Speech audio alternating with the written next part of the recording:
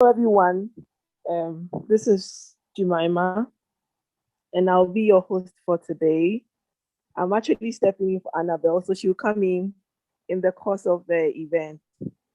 So we are still on the celebration of Agile 20 Reflect Festival, which is for the entire period of February. Today we have an amazing speaker, Juliane Pilster. She's been an incredible speaker, and Akaditi has had her for quite some time now. We've experienced the wonderful things that she's been able to do. Today, she'll be speaking on how to build an agile remote working team. And I think everyone should be interested in this topic. Like, it's going to be pretty awesome to know how we're going to work in these times with our remote teams. So the cost of the presentation, if you have any question, you can put it in the Q&A session, the column there. You can put your question there. If you want to speak as well, since it's a webinar, you'd need to raise your hand. Then after her presentation, you'll be allowed to speak. So Juliane, this is your time to wow us. Thank you very much, Jemima. That was a really nice introduction.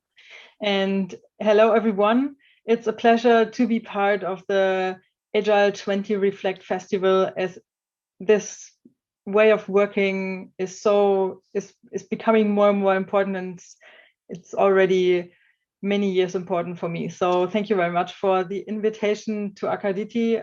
It's always a pleasure to be with you, with all the people, with the participants, but especially with the organizers.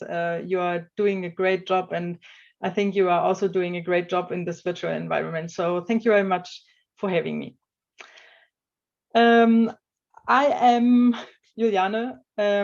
Currently, I'm working as a head of Agile Transformation at HDI Global SE. HDI Global SE is a very big industrial insurance company, and I'm working here since January, so quite new to the company, but already in between. Despite of the fact that I just met 6 of my colleagues, and everyone else I just met in a virtual environment, because this is how we are working at the moment. I'm an industrial engineer in the field of electrical engineering, but I started to work on organizational transformations pretty soon, so don't ask me anything about electrical engineering. I had various specialist and leadership positions at different companies since 2009, where I finished my studies.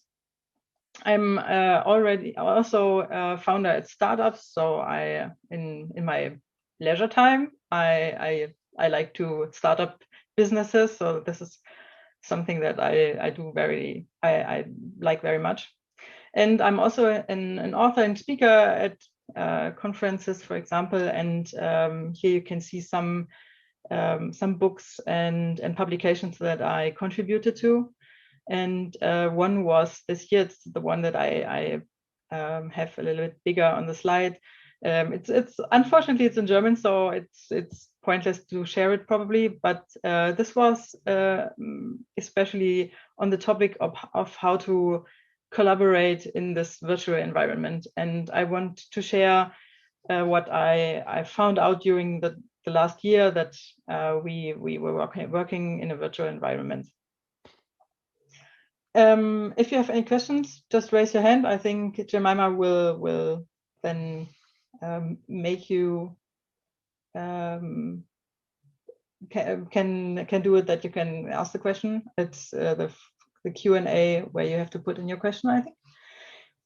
So all questions are welcome, and I think that the talk will be about 20 minutes, so it's just a short introduction to the topic, because I think that in a virtual environment it's pointless to talk 60 minutes or more. So I hope that we will have a nice discussion afterwards. So before Corona, because Corona is what made us working more virtually than before. So maybe just kind of disclaimer. Today I'm not talking about people who were used to work remotely. Of course, there were many globally distributed teams already working together before Corona, and that worked out very well. So we are talking about all the people who did not work remotely, because most of us were not used to sit in front of a camera and talk to a camera like I do it now. I would rather see you all in the audience. That would be much nicer. So that's still a kind of strange situation. And for people who were not used to it, it was even more, or it is even more. So before Corona, home office or working remotely somewhere might have looked like this, because, and that what I experienced is that people did not switch on the cameras for two reasons. One was there was no camera available, and second was they did not like to switch it on, because they might have an environment like you can see on the picture. Nowadays, it hopefully rather looks like this, or like this, or maybe like this, and also like this. So the remote working and working from home did bring a lot of other things with us. For example, how to organize family and work while everyone is at home. But this is not part of the speech, because this is a completely different topic. But nevertheless, I think it's important to mention. Probably everywhere in the world, the digitalization got a boost, because we had to work remotely from one day to the other. And of course, it's not everyone was already prepared. So not everyone had the space to work at home. Not everyone had a camera. Not everyone had a microphone, and so on. So we had to overcome some technical issues in the beginning, but I think that happened very fast, and it happened everywhere. So finally, it also made possible that we can have this amazing festival in this context, despite of Corona. But one thing remains, and this is we are still physically distanced. So we are not able to be in one room. We cannot sit together. We cannot be together in a coffee break for something like that. It's not possible at the moment to meet like we did it before. So the question is, how can we build trust in this setup? Now you might ask, why trust? Is this really the first thing? Yes.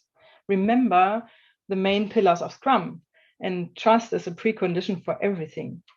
Imagine transparency. If you are asked to be transparent on your work and your results, would you like to be transparent in an environment where you do not trust each other? Probably not.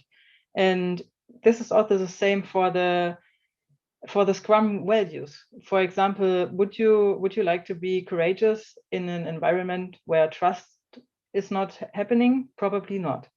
So trust is really the key to be successful, and it's even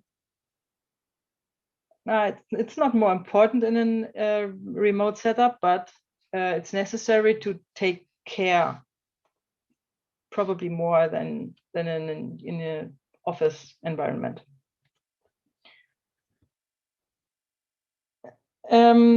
Clarity is something that helps to strengthen trust within a team.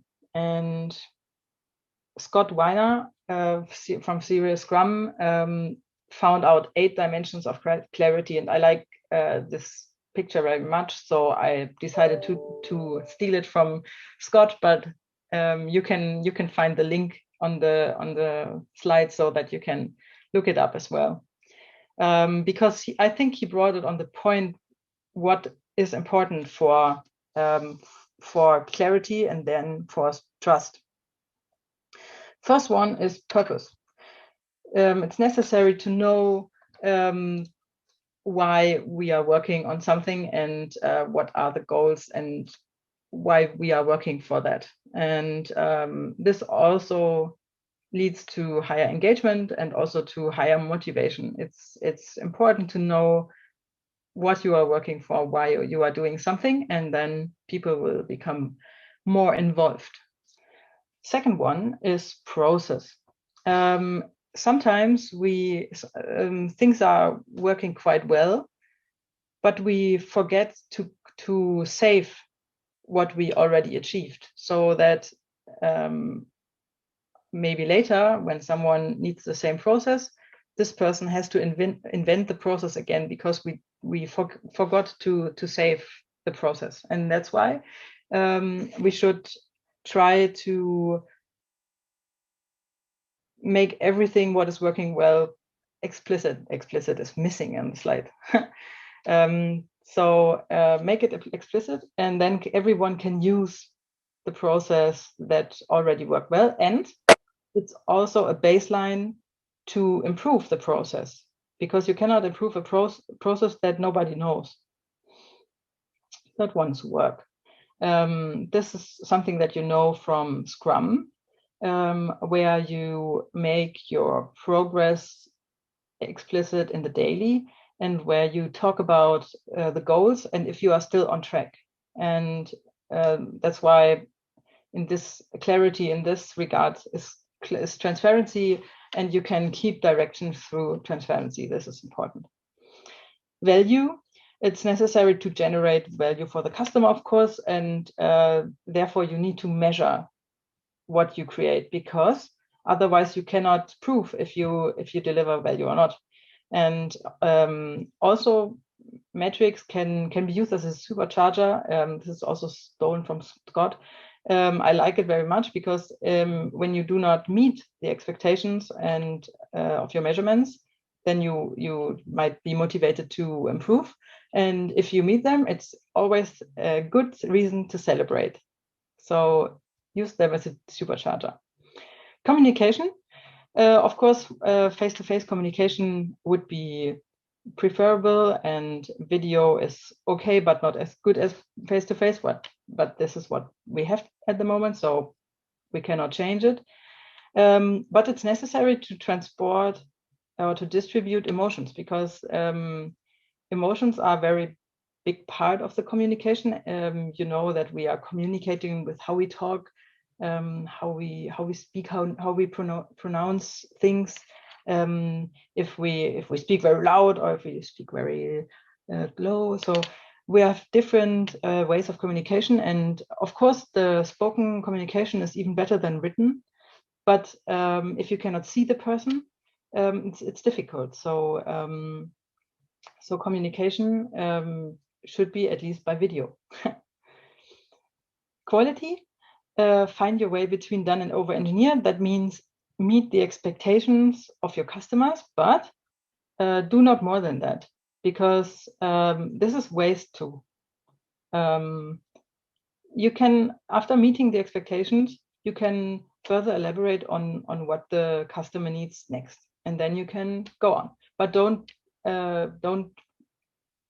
put a hypothesis in place what the customer might like, and then you have this kind of over engineering. Talk to him. Meetings. Don't waste time. Usually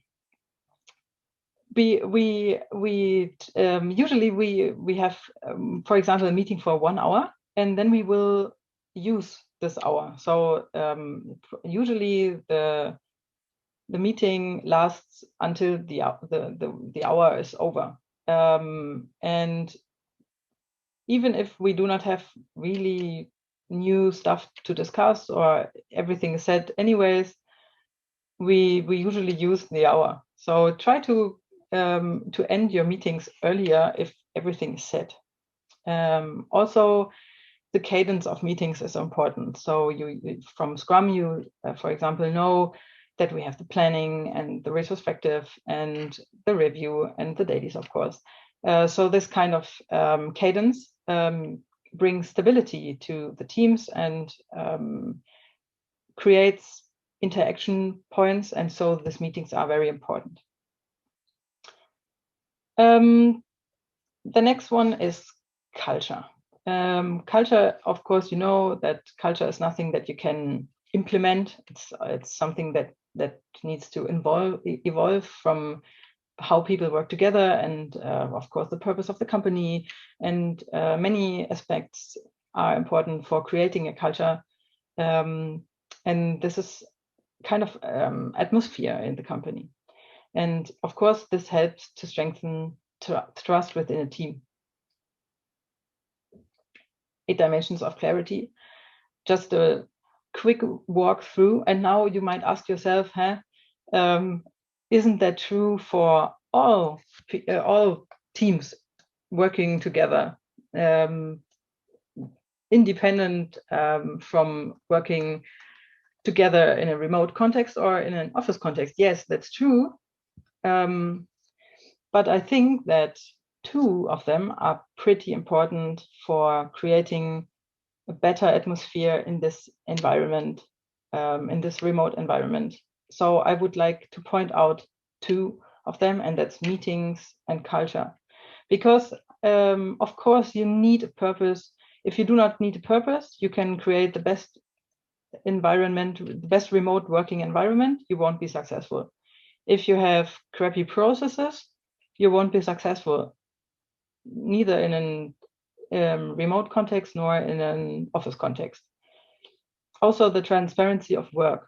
If you do not know what the others do, it's difficult to work together, and so on. So, of course, all of these 8 dimensions are very important for working together anyways. But again, I want to focus on meetings and culture again, because I think that these 2 have changed, or at least these 2 need special attention in this remote context. Meetings. Meetings are the environment that you need to create. And first one is switch on the cameras to see each other, because and it was pretty funny in the beginning when everyone switched off the camera. I don't know, probably there are different reasons to switch off the camera, like having a mess behind you, or sitting in the kitchen or in the bedroom. Doesn't matter. But it's very necessary to switch the cameras on. And if you think about the office context, you would not hide yourself in an office meeting. You couldn't. I mean, you could sit under the table or something, but nobody would do that. It's in the office context, it was usual to sit together and to see each other. So to transfer it in a virtual environment, it's necessary to see each other as well. So switch on the cameras. Share your screens to have the same view on what you're talking about, what you are discussing, where you are. It's also important for people who might have some technical issues, that whenever they jump in again, that they know where you are, that they can take the thread what you are discussing at the moment. So that's why it's always helpful to share the screen. And it's also important to have a kind of agenda. And to have an agenda is, from my point of view, it's important anyways, but probably in a virtual environment, it might be even more important to have some kind of structure in your meetings. And of course, it's very good to have documentation of the results. Don't do some over documentation, but some key results. It's always helpful to have the documentation of this.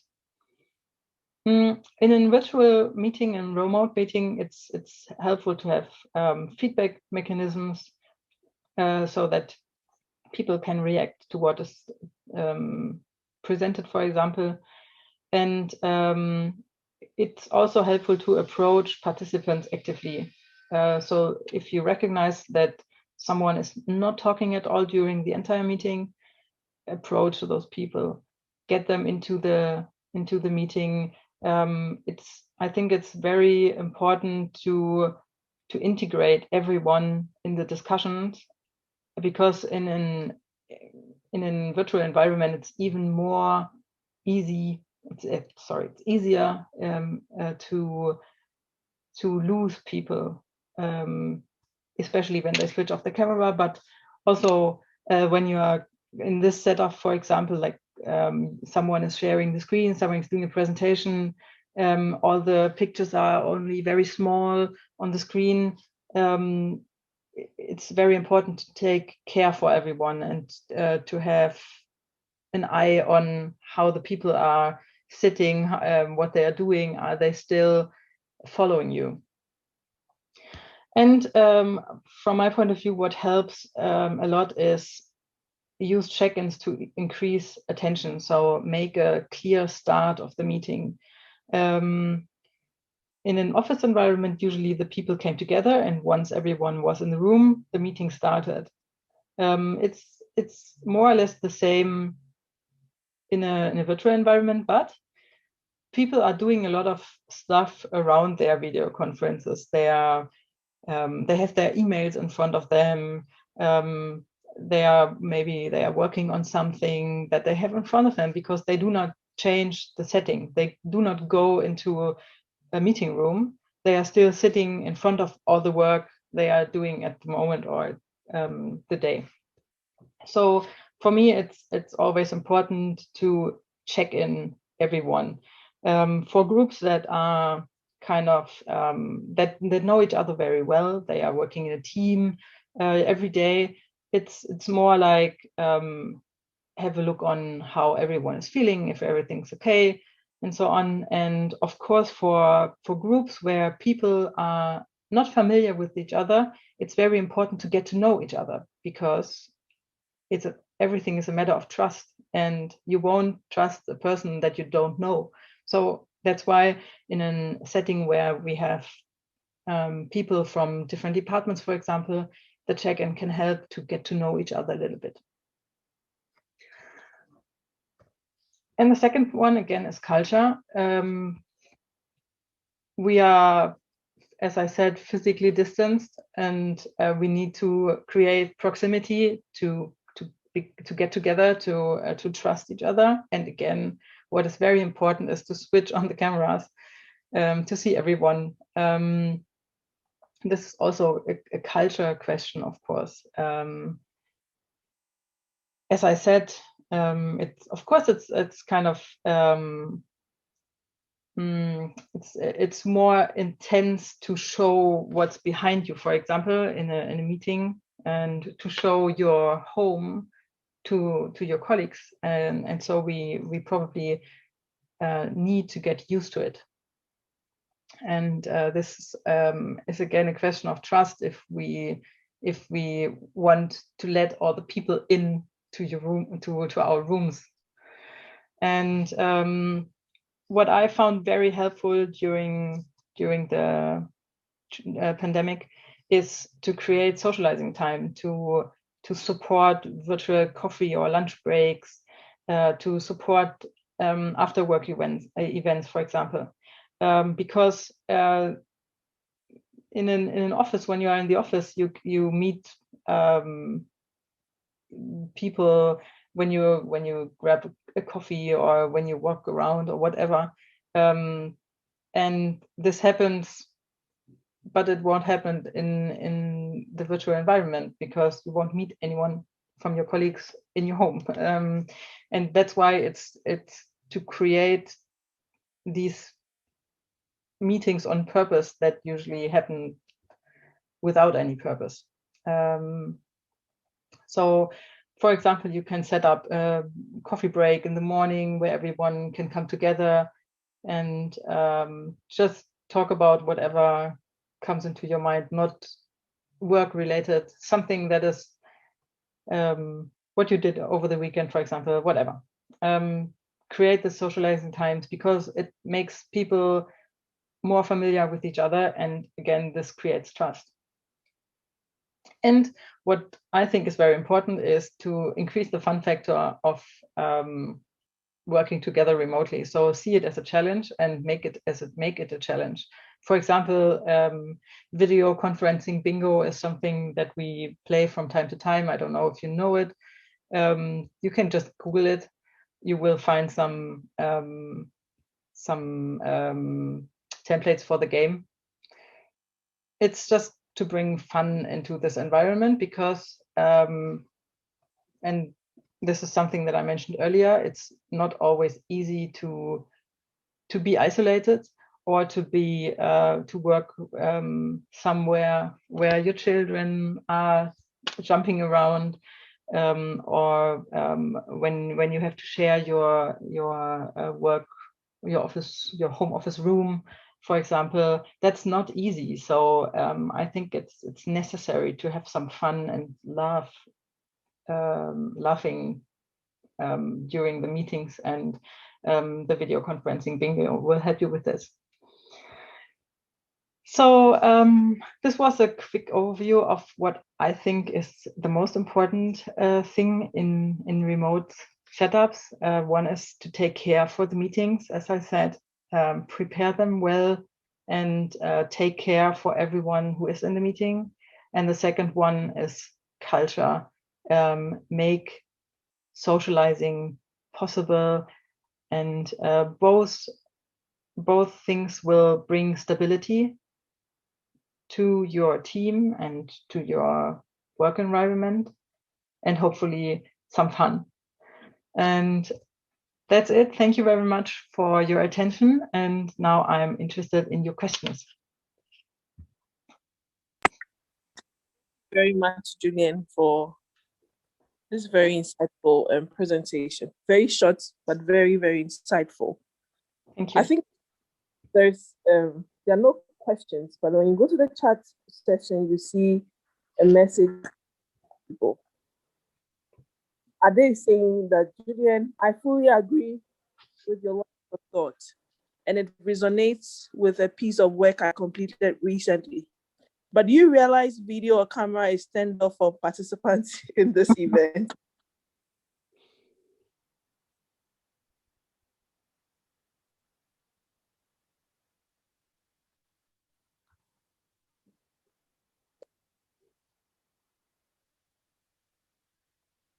Hello, Juliane.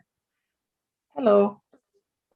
Did you hear the message? Did you hear the message I read from Ade?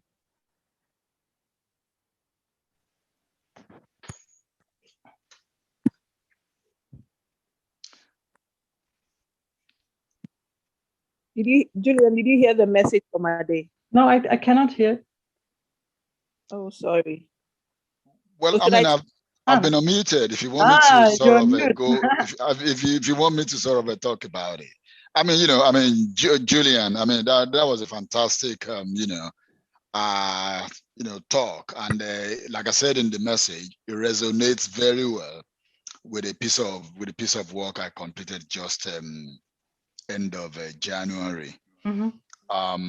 And like I said, this event itself, the camera is turned off for attendees. Mm-hmm. So how do we walk the talk? You mean to switch on the camera? Switch on the camera. Well, walk the talk is, like I said, the events itself, camera is turned off for attendees. I mean, that is a bit of a conflict, is it? Don't you think? You mean that everyone's not prepared and not provided the camera? I don't know. The fact that that the camera is purposely, because, we've all attended a number of events on Agile 20 Reflect. It has always been optional. Either you turn your camera on or off.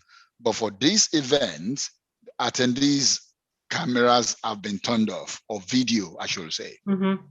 I know what I understand. I mean, it's probably a first thing is a question of bandwidth, of course, but I think that everyone is invited to take part in this festival, and everyone is here because he or she wants to be here. And if you would force everyone to switch the camera on, maybe we would lose participants, because of course we don't know each other. So we are not in this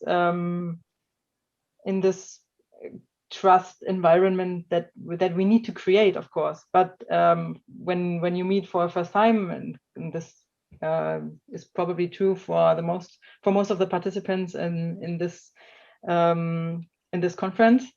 It would be difficult to force everyone to switch the camera on, but of course I would like to invite everyone, of course, to switch the camera on. But for me, it's also important to spread the message of Agile, also to those people who might not be familiar with cameras. Okay.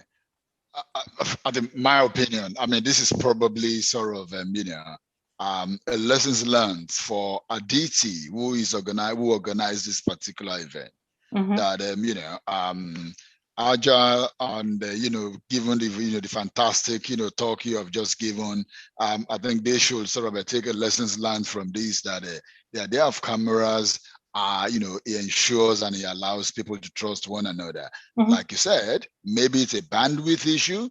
I don't know, because and I'm not sure you could sort of profile on that as well. So, but thank you for for the fantastic talk. It resonates very well. Thank you very much for your comments. Thank you. Okay, thank you very much, Ade. But we can give the option for people to turn on their cameras. We just have to do the setting right now. If everybody is okay with it, we'll just do that right away. And then if you want to, you just put on your camera. Cool. So, that's nice. I like it. That's been Agile. I like that too. That's what Agile is all about. Thank you so much, Ade. Please let your questions come in. No worries. Setting the cameras and the questions. Ade, maybe we can connect on LinkedIn if you just. That's fantastic. I mean, we can. I mean, I'll connect with you after the event. Yeah, I've seen your LinkedIn line there. Yeah, thank you. So Great that's stuff. Nice. Looking forward to. Great stuff. Hi, Juliane. I don't know if my speaker's on. Yes, it is on. Hi, it's Amanda here. Amanda, hi. Hi, so nice to be sitting in and hearing your talk. And I so enjoyed your focus on culture and meetings, because I really think if there's two things that make a difference with your remote teams, it is focusing on those two. I just wanted to add an alternative view on the camera story, if I may. And I so get where you're coming from. It's exactly where I'm coming from, is that I love to see people. I love to see their reactions. I love to see the engagement. So I love it when I've got a screen full of all little happy faces. But what I've come to realize very much in the kind of training that we're doing is that we can't, in my head, I can't keep saying in the office you'd be sitting around the table. In the office you wouldn't be looking at your emails while I'm having this meeting. In the office you'd look respectable and you wouldn't be in your dressing gown. I've started to realize that keeping the cameras off is quite respectful to many of the participants that are sitting in the room. And I'll give you examples of things that have been brought to my attention. For instance, when we're in the office space, you don't know what my home environment is like, and I can feel that I'm at the same level as you. And I'm just talking, when I'm saying level, I'm talking about my living standard, in other words, my house. Now suddenly we had situations where managers or senior people started to feel embarrassed about their environments, in terms of they were back now in areas which didn't have good connectivity. They couldn't get connectivity in every room. They didn't necessarily have the privilege of having a separate room where they could meet. And so they would be, for instance, in the bathroom or in an awkward place for them to reveal to their colleagues. And so when we would say, please put on your cameras, it caused an enormous amount of shame, but also just of embarrassment or of awkwardness and whatever. So what I've really realized now is to tune into those black screens. And it sounds funny. I know my first workshop I ran, very soon, sorry to go on so much, but very soon in the virtual world was where we were looking at body language and assertiveness. That was what the training was about. And there was not one camera on the whole screen. And I said, well, we're looking at body language, and I need to be able to, we need to see each other and be able to give feedback on things that are happening on your face and whatever. But it was such that they did not have cameras. The group didn't have cameras, or they wouldn't put it on. And so we had to tune into other aspects of tone of voice, of a whole lot of other dimensions, because we didn't have the privilege of seeing them. And it actually turned out to be a very interesting and very different and quite rich in terms of them giving quite personal information and sharing a lot more than they would have perhaps with cameras on. So I've just started to realize and started to try for myself to recognize that it's respectful to give people the choice. Yes, I fully agree with you, Amanda. I try to mention that it's not necessarily good to force people to do it, because we need this kind of trusty environment just to decide to switch the cameras on. And you see that this kind of circle, once people do not have this trusty atmosphere, it's not a good idea to force anyone to switch the cameras on, because then this will definitely not lead to a more trustful situation. It will be the opposite. So that's why I fully agree with you. It's not a good idea to force anyone. It's always an invitation, and this is important.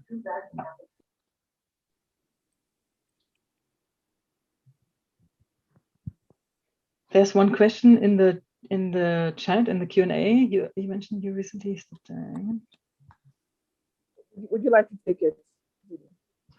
Sorry? Would you like to take it, or I should read it out? I can take it. I read it out. You mentioned you recently started in your current job. Could you please explain shortly what were your first steps to lead an agile transformation in a new place? What would you recommend for those in similar positions? Thank you for the presentation. So welcome the presentation. I always like to share things. So you're welcome. I started in the new role in January, and the first thing was to have one-on-one meetings, virtual meetings, of course, with all the colleagues around me, because it was necessary to get to know each other, at least virtually. So then I started to talk about not the people. So after getting to know each other, we started to talk about the state of the agile transformation within the company, because it's already ongoing, and that's why it was important for me to understand where are they, what did they do so far, what do they think are their current successes, what did not work well, so where do they see room for improvement, for example. So probably the first 4 or 5 weeks I listen to everyone and try to understand where they are and what the state of the agile transformation is. And now it starts that I can come up with ideas and recommendations and create some kind of strategy together with my team. But I think the first part is really to understand where they are, because otherwise your ideas might not fit to what has already been done. I hope this answers your question. Next one is, hi Juliane, do you have specific tips and tricks to work in a remote environment with a big team where you need to work on connectedness and fun? Yes, we had a workshop last week together with 60 people. Maybe this is a big team.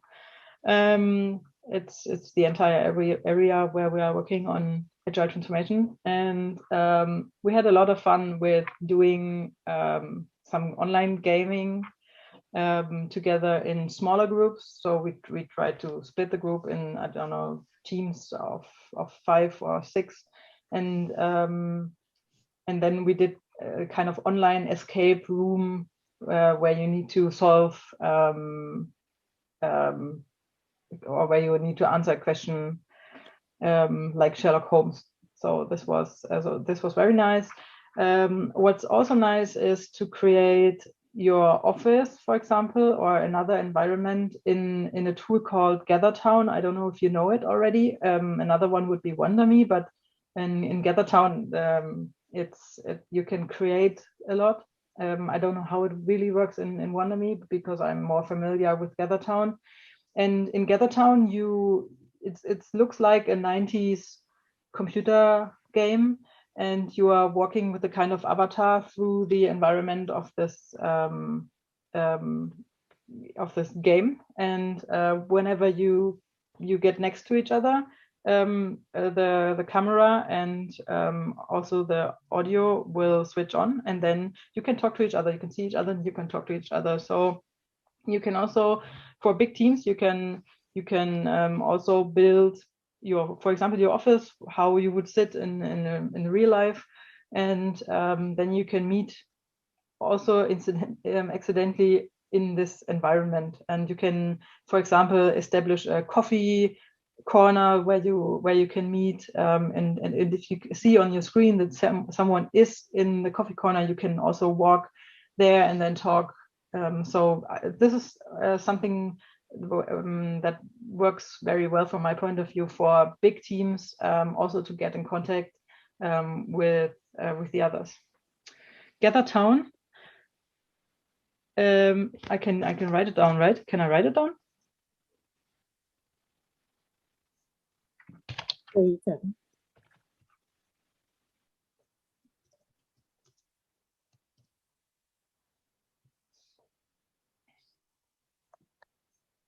So yeah. Oh, this was the wrong one, right? Ah.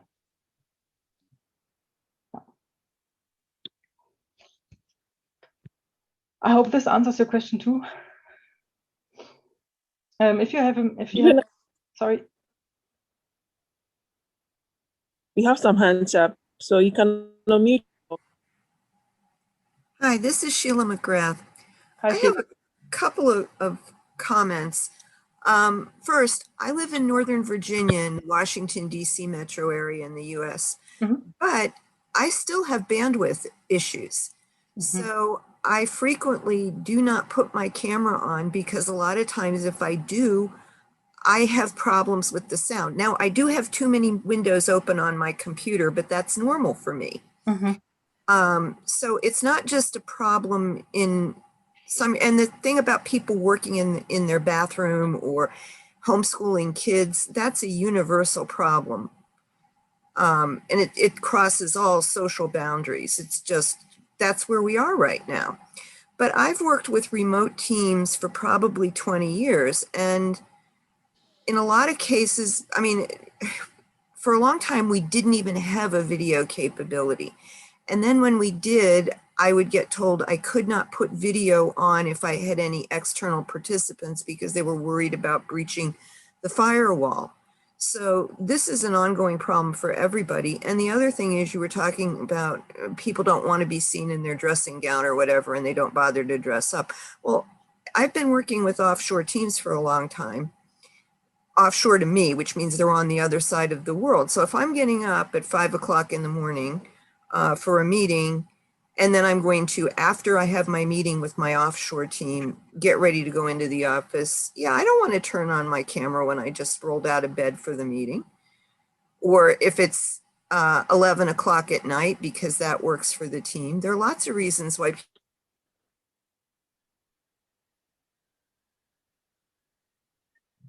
I cannot hear you any longer. That's probably a bandwidth problem. That's the problem of the bandwidth, yes. Yeah, I just had a bandwidth problem where I just had to rejoin, and that's with my video off. If it was on, it would probably be happening more. I mean, all of these are universal problems. And yes. I know I've talked to some teams who say that they all agreed, they voted that they would all turn on their cameras as frequently as possible, and others that said, we know each other, we can communicate without a picture. And so they all agreed they would never turn their cameras on. And a lot of times it's more useful, instead of looking at the person's face, if you've got documents to share, or I've done things like mob programming where I had people on 3 continents, and it was really important for us to all see someone's screen that was being shared. It wasn't that important for us to see each other's faces. Mm-hmm. But I do have a couple of other comments. The way this panel was set up, I couldn't even see the other people. And I noticed the chat was set up so I could only chat with the panelists or with all attendees. I couldn't see who all attendees are. Now, there's one that I go to that's local to me where they do the same thing, but I think that's kind of restrictive in the way people set it up. And I don't know whether it's the licensing arrangement. But when you limit people's ability to communicate, I mean, one thing that's nice in the chat is if I can send a direct message to somebody, one of the complaints people have in not being in the same room is that you can't have a side conversation. Well, a private direct message chat is sort of like when you turn your head to the person next to you in the room and whisper to them. It's similar in terms of being able to make forward progress with multiple conversations going on concurrently. So I always find it interesting when the meeting is set up that way. There may be cost reasons. It may be just someone is learning the tool. I don't know. But I always find that interesting. I also find it interesting when people only give their first name and then want everybody to connect. I think I'm done.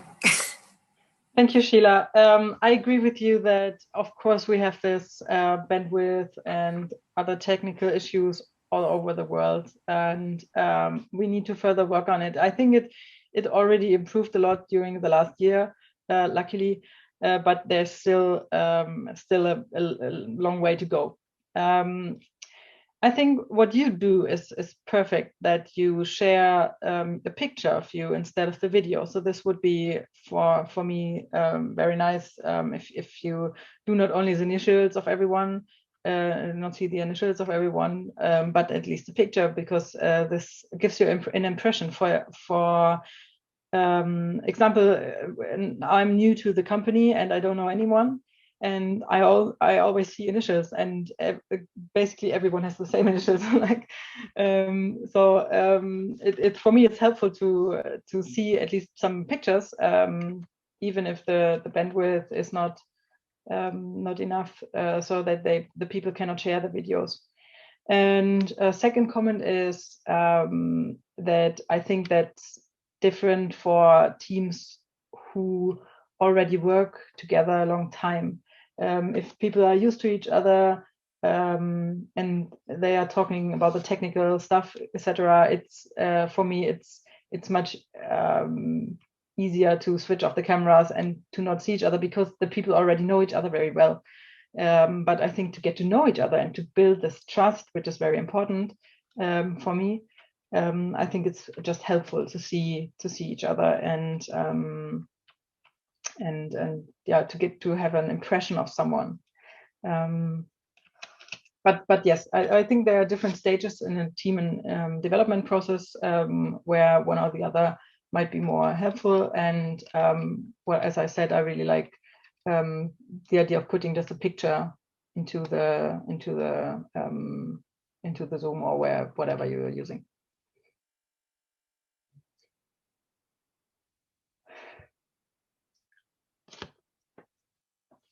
Who's next? I thought of one more Juliane, thing. hello, Juliane, can you hear me? Sorry, I thought of one more thing. If people are uncomfortable going on camera, but they do have the bandwidth, at least in Zoom, there's an ability to change your appearance. There are a few different settings where you can go in. There's one, I forget what it's called, but there's kind of blurred mode where you then cannot see the background really good. That's one. Another one is your physical appearance. There are things that you can do. I keep having other things going on. I think those are the filters, Sheila. You can use the filters on Zoom to do a lot of things. Yeah. Yeah. There's the blur, but there's another thing that you can do.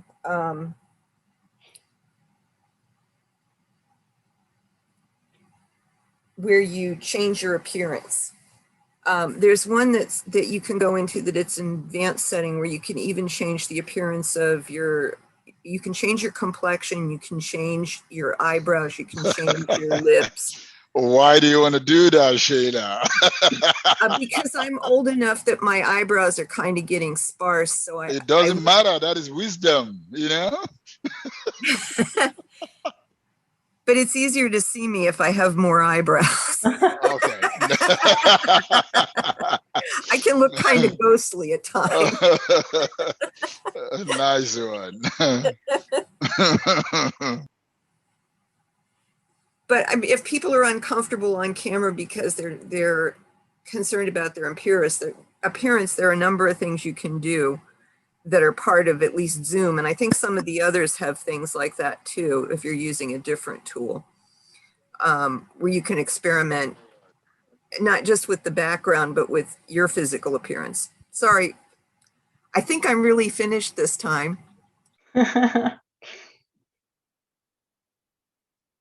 Michael.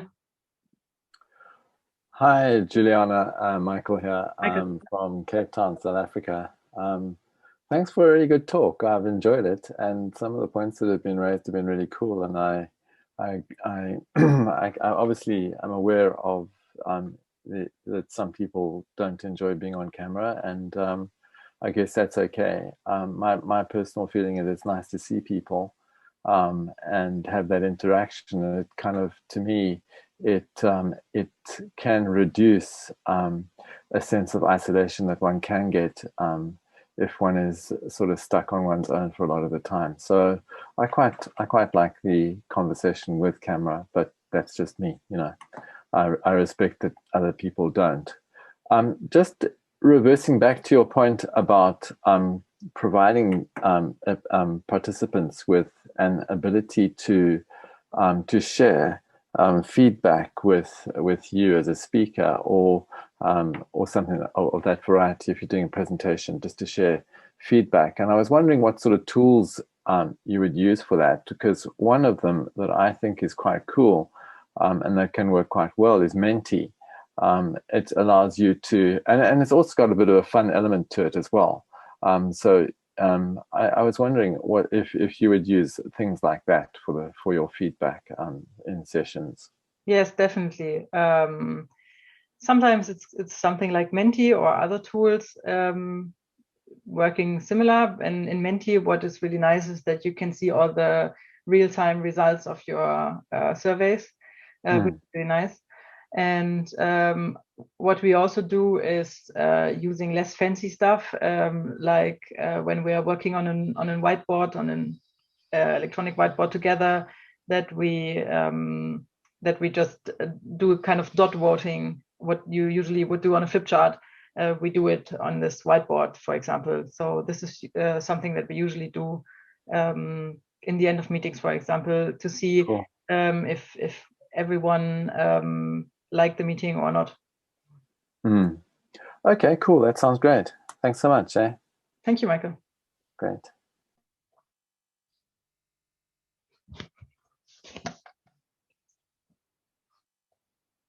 Any other questions? Otherwise, I think the time is over. Jemima, what do you think? Yeah, hello. Yes, I think everyone's video is on now. Everyone's camera is on now. So you can probably have a look at everyone, those who want to put on their videos. But Juliane, you first need to stop screen so that we can see everyone's face. Okay, I do. I stop it.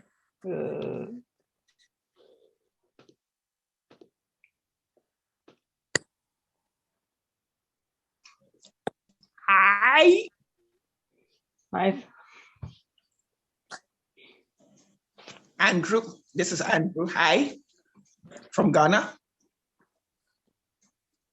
Hello, Andrew. Hi, how are you? Andrew.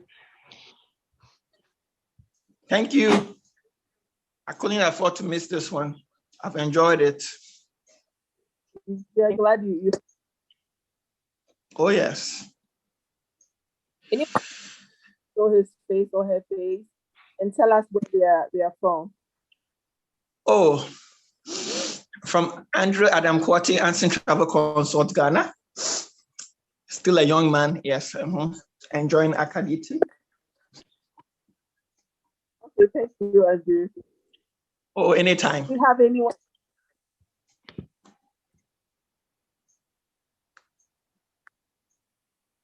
Oh, why everybody has run away? Oh, no, we have a lot of people on the. Anyone else wants to show their face and tell us where they.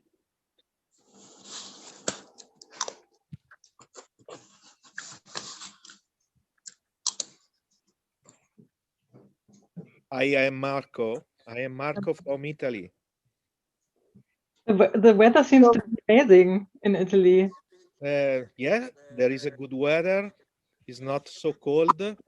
I am in my garden, close to my home, and I work from there, in the outside. Very nice. Thanks a lot, Juliane, for your talk. Welcome. Thanks. So anyone else, please? What a luxury, Marco. I actually envy where you are sitting, but hey, I'm Ade. I mean, I'm based in the UK. Well, it's getting warm here as well. We're getting some sun soon, but nothing compares to what you are showing there. Thanks to Julian and thanks to Akaditi for facilitating this event. I've thoroughly enjoyed and learned something. Thank you. Thank you very much for the session. Julian, thank you very, very much. That was excellent from A to Z. You are very, very excellent. Thank you. Thank you. I enjoyed every bit of it. Thank you. Thank you. Can we have anyone else? Don't forget to drop your LinkedIn address in the chat session so that.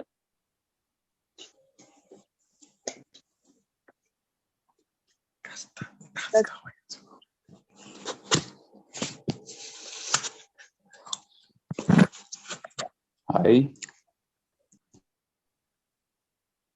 Hi.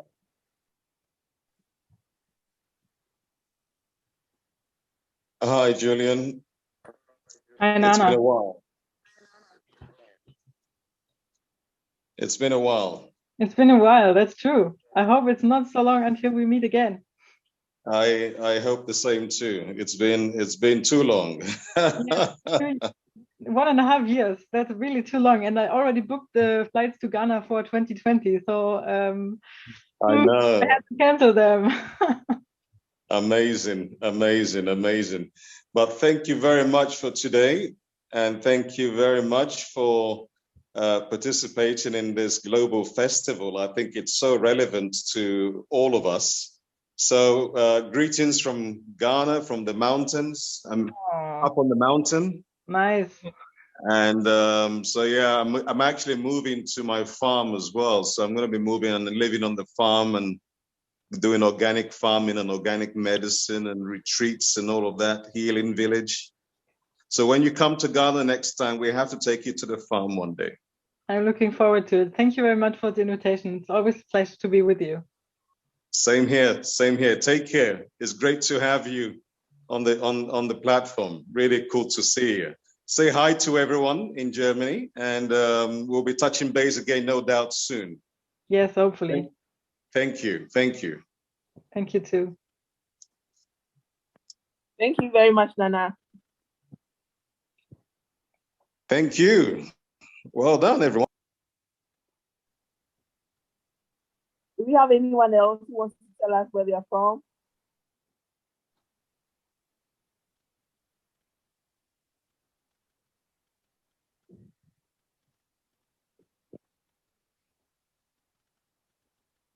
Hello, Juliane. Yes. Sorry, I didn't get it. Like very few people actually want to use their video. How many? saying that very few people want to turn on their video. Oh, yeah, that's good. That's nice. It's always nice to see people, and I'm still jealous to see Marco in his garden. That's really nice. Yeah. So we want to end the session here. I think we stuck by the time, and Julian, we are so grateful. We are so grateful for this very interactive session, and we look forward to more chats with you, especially with Akaditi. And we appreciate you so much. And to all the participants that joined in, we say thank you and stay safe out there. We'd want to see more of you in our event, so protect yourself from COVID and be agile. Bye, everyone. Bye, Juliane. Bye, Jemima. It was amazing. Thank you for the moderation and facilitation. Thank you. And bye.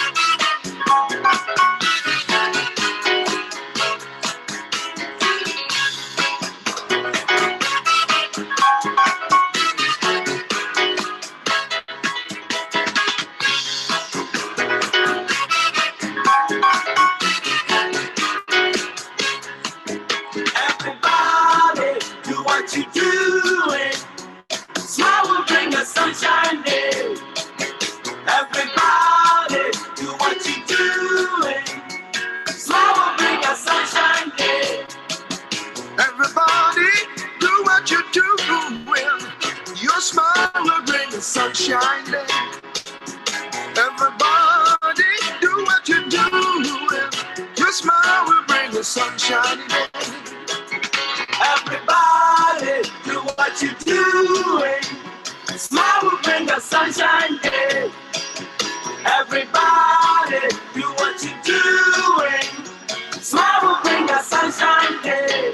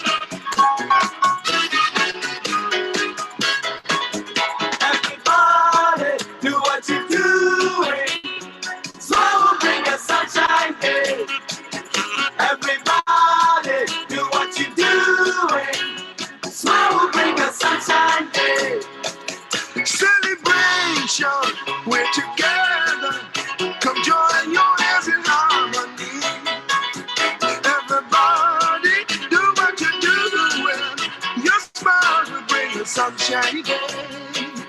Everybody do what you doing. Smile will bring the sunshine day. Everybody do what you doing. Smile will bring the sunshine day.